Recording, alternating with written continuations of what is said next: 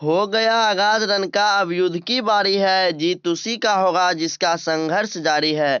माँ तेरे पसीने की हर एक बूंद को मोती सा चमकाऊंगा मैं। तू सपने बड़े देखना, उसे पूरा करके दिखलाऊंगा मैं। तो हाँ, तो नमस्कार मेरे प्यारे साथियों, आप सभी का बहुत बहुत स्वागत है आपके अपने परिवार एवाई ऑनलाइन एकेडमी पर। आज के इस वीडियो में जो है हम क्लास 12 के हिंदी व्याकरण के बहुत ही इंपॉर्टेंट चैप्टर कारक या काल के ऑल गैस ऑब्जेक्टिव क्वेश्चन को करेंगे, जो कि आपके एग्जाम 2025 के लिए जो है काफी महत्वपूर्ण होगा।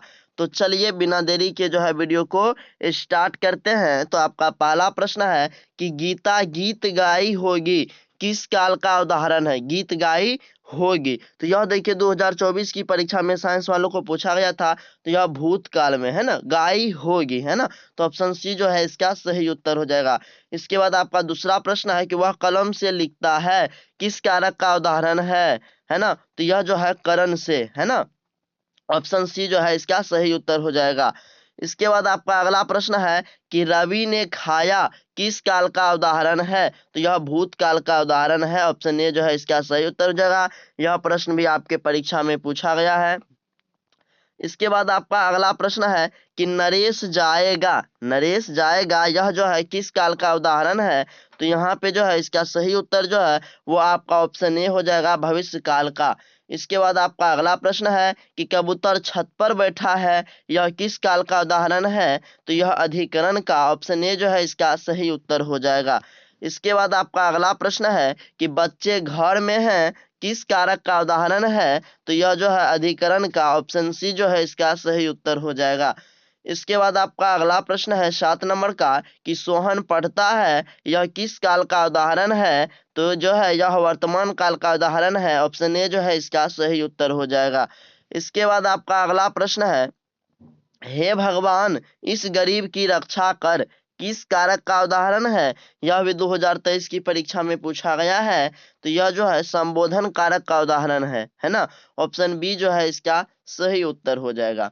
इसके बाद आपका अगला प्रश्न है कि कौवा पेड़ पर बैठा है, यह किस कारक का उदाहरण है। तो यह जो है अधिकरण कारक का उदाहरण है। ऑप्शन ए जो है इसका सही उत्तर हो जाएगा। इसके बाद आपका अगला प्रश्न है कि श्याम ने खाया किस काल का उदाहरण है। तो श्याम ने खाया है ना। तो यह जो है भूतकाल का उदाहरण है। ऑप्शन ए जो है इसका सही उत्तर हो जाएगा।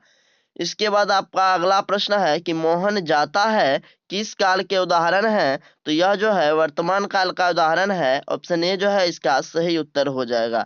इसके बाद आपका अगला प्रश्न है 12 नंबर का कि वह कुल्हाड़ी से वृक्ष काटता है, यह कारक है। तो यह जो है अधिकरण कारक है। ऑप्शन डी जो है इसका सही उत्तर हो जाएगा। इसके बाद आपका अगला प्रश्न है 13 नंबर का कि को है ना। तो किस कारक का विभक्ति चिन्ह है। तो आपको पता है कर्म को है ना। किसको, कर्म को विभक्ति चिन्ह होता है कर्ता ने है ना, करण से है ना, संप्रदान को के लिए। तो ये इसका विभक्ति चिन्ह हुआ, याद रखिएगा है ना। तो यहाँ पर पूछ रहा है को जो है, को जो है यह कर्म कारक का उदाहरण है। ऑप्शन बी जो है इसका सही उत्तर हो जाएगा। इसके बाद आपका अगला प्रश्न है कि वृक्ष पर पक्षी बैठे हैं, इस वाक्य में पर जो है यह कौन सा कारक है। तो यहाँ पर जो होगा वह अधिकरण होता है। अधिकरण का विभक्ति चिन्ह क्या होता है, में या पर है ना। तो पर जो है यह अधिकरण कारक का उदाहरण होगा। ऑप्शन डी जो है इसका सही उत्तर हो जाएगा। इसके बाद आपका अगला प्रश्न है कि गरीबों को वस्त्र दो वाक्य में कारक है। तो यहाँ पर कर्म कारक है। ऑप्शन डी जो है इसका सही उत्तर हो जाएगा। ये सभी प्रश्न जो है काफी इंपॉर्टेंट है, इसलिए आप लोग वीडियो को जो है अंत तक जरूर देखिएगा बिना स्किप किए हुए। इसके बाद आपका अगला प्रश्न है कि लोग सांपों से बहुत डरते हैं, रेखांकित कारक का नाम बताए। किससे डरते हैं, सांप से। तो करण कारक होगा, क्योंकि करण से है ना, यहाँ पे चिन्ह आ रहा है इसका विभक्ति चिन्ह है ना। तो यहाँ पे ऑप्शन बी जो है इसका सही उत्तर हो जाएगा। इसके बाद आपका अगला प्रश्न है कि इनमें से अपादान कारक की विभक्ति क्या है। तो यहाँ पर से है ना, अपादान से। ऑप्शन सी जो है इसका सही उत्तर हो जाएगा। इसके बाद आपका अगला प्रश्न है 18 नंबर का कि तीर से बाघ मार दिया गया किस कारक का उदाहरण है। तो यह करण कारक का उदाहरण है। ऑप्शन डी जो है इसका सही उत्तर हो जाएगा। यह प्रश्न भी आपकी बोर्ड परीक्षा में पूछा गया है, यहाँ पे आप देख सकते हैं। इसके बाद आपका अगला प्रश्न है कि वह जाएगा किस काल का उदाहरण है। गया नहीं, वह जाएगा। तो यह जो है भविष्य काल का उदाहरण है। ऑप्शन डी जो है इसका सही उत्तर हो जाएगा। इसके बाद आपका अगला प्रश्न है कि रमेश जयपुर से दिल्ली जा रहा है, इस वाक्य में कारक है तो अपादान कारक है। ऑप्शन बी जो है इसका सही उत्तर हो जाएगा। इसके बाद आपका अगला प्रश्न है कि उत्तम पुरुष बहुवचन संबंध कारक है, यह मेरा, मेरा जो है यह संबंध कारक है। ऑप्शन सी जो है इसका सही उत्तर। जैसे बोलेंगे यह घर मेरा है तो उससे संबंध मतलब कि जो है वो स्पष्ट हो रहा है ना, तो यह ऑप्शन सी जो है मेरा, यह इसका सही उत्तर हो जाएगा। इसके बाद आपका अगला प्रश्न है कि उसका सारा जीवन मनुष्य सेवा में बीत गया, रेखांकित कारक का नाम बताए, है ना। तो मैं किस में आ रहा है ना, ऑप्शन सी हो जाएगा इसका सही उत्तर, संबंध, है ना, कारक, है ना। इसके बाद आपका अगला प्रश्न है कि हे प्रभु मेरी इच्छा पूर्ण करो, यह वाक्य जो है किस कारक का उदाहरण है। तो यह जो है संबोधन कारक का उदाहरण है। ऑप्शन सी जो है इसका सही उत्तर हो जाएगा। इसके बाद आपका अगला प्रश्न है 24 नंबर का कि कारक के कितने भेद हैं। तो आप सभी को पता है कि कारक के 8 भेद होते हैं। ऑप्शन बी जो है इसका सही उत्तर हो जाएगा। और ये प्रश्न भी आपके परीक्षा में 2 बार पूछा गया है। देखिए आर्ट्स वालों को भी पूछा गया और साइंस वालों को भी पूछा गया है। तो इसके बाद आपका अगला प्रश्न है कि किस वाक्य में अपादान कारक है। तो यहाँ पर हिमालय से गंगा निकलती है। देखिए जब कोई अलग होती है ना, यानी जब किसी संज्ञा से कोई चीज अलग हो रही होती है तो उस कारक में जो है वो अपादान कारक कहलाता है। तो यहाँ पे हिमालय से गंगा जो है वह निकल रही है, यानी कि गंगा अलग हो रही है। तो ऑप्शन सी जो है इसका सही उत्तर हो जाएगा, याद रखिएगा। इसके बाद आपका अगला प्रश्न है 26 नंबर का कि मेरी माँ से चला नहीं जाता, रेखांकित कारक का नाम बताए। से आ रहा, से किस कारक का चिन्ह है। तो यहाँ पे कर्ता कारक है ना, नहीं कर्ता, मेरी माँ से चला नहीं जाता, है ना, कर्ता ने, है ना, यह रेखांकित कारक का नाम बताए।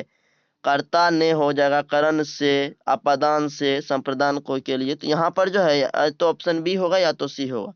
यहाँ पे हो जाएगा आपको करण कारक। ऑप्शन बी जो है इसका सही उत्तर हो जाएगा। इसके बाद आपका अगला प्रश्न है कि के लिए किस कारक का चिन्ह है ना। तो यहाँ पे जो है के लिए, है ना, कर्म को, है ना, संप्रदान को के लिए। ऑप्शन बी जो है इसका सही उत्तर हो जाएगा, है ना। इसके बाद आपका अगला प्रश्न है कि मेरे घर से आपका घर 5 किलोमीटर दूर है, इस वाक्य में घर जो है यह कौन सा कारक है। तो यह अपादान कारक है। ऑप्शन सी जो है इसका सही उत्तर हो जाएगा। इसके बाद आपका अगला प्रश्न है कि रमा पर बहुत कर्ज है, रेखांकित कारक का नाम बताएं, है ना। तो अधिकरण में पर, है ना, ऑप्शन बी जो है, ऑप्शन ए जो है इसका सही उत्तर हो जाएगा। इसके बाद आपका अगला प्रश्न है कि वृक्ष से पत्ते गिरते हैं, यानी वृक्ष से पत्ते गिरते हैं मतलब अलग हो रहे हैं, इस वाक्य में से किस कारक का उदाहरण है। तो यह अपादान कारक का उदाहरण है। ऑप्शन सी जो है इसका सही उत्तर हो जाएगा। इसके बाद आपका अगला प्रश्न है कि गीता को तेज बुखार है, रेखांकित कारक का नाम बताए। तो कर्ता कारक होगा। ऑप्शन डी जो है इसका सही उत्तर हो जाएगा। इसके बाद आपका अगला प्रश्न है कि वह घर से बाहर गया, इस वाक्य में कौन सा कारक है। तो इस वाक्य में जो है अपादान कारक है। ऑप्शन डी जो है इसका सही उत्तर हो जाएगा। इसके बाद आपका अगला प्रश्न है कि वह अपने वर्ग में सबसे तेज है, इस वाक्य में जो है यह किस कारक का चिन्ह है। तो यह अधिकरण कारक का चिन्ह है। ऑप्शन डी जो है इसका सही उत्तर हो जाएगा।